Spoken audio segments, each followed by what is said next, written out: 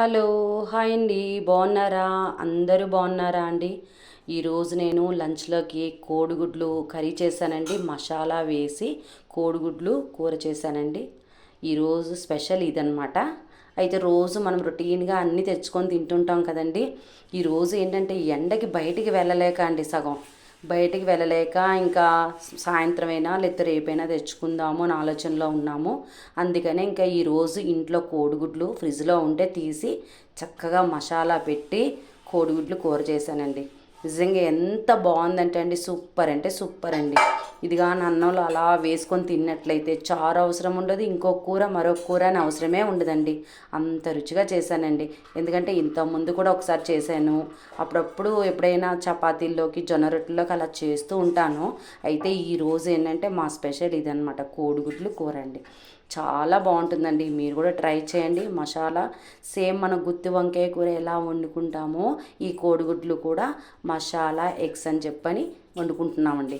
చాలా బాగుంటుందండి. అబ్బబ్బా, తింటే అండి ఇంక అసలు మనకు ఇంకా ఎంత తింటున్నాము ఏం తింటున్నాము అన్నట్టుగానే ఉంటుంది తప్ప అబ్బా ఇంకా చాలు అనే మాత్రం మాట రాదండి. మనకు కానీ చిన్నపిల్లలకు కానీ పెద్దలకు కానీ అందరికీ ఎగ్స్ వల్ల కూడా చాలా ప్రయోజనాలు ఉన్నాయి. ఎగ్స్ అందరూ తినాలండి. ఇప్పుడు సమ్మర్ కాబట్టి మనం వారానికి ఒక 2 రోజులు 3 రోజులు ఒకటిగా తీసుకుంటే చాలండి. మరీ ఎక్కువగా తినకండి. ఇంకొక 2 మంత్స్లో సమ్మర్ అయిపోతుంది కదండి.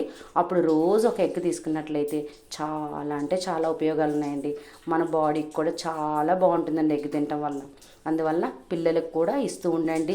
అలాగే ఇంట్లో పెద్దవాళ్ళు ఉంటారు కదండి, అమ్మమ్మలు నాన్నమ్మలు తాతయ్యలు మా అమ్మలు ఉంటారు కదండి, వాళ్ళకు కూడా రోజు ఒక ఎగ్ ఉడకపెట్టి ఇచ్చినట్లయితే వాళ్ళకు కూడా బాగుంటుందండి. ఆరోగ్యం చాలా బాగుంటుందండి.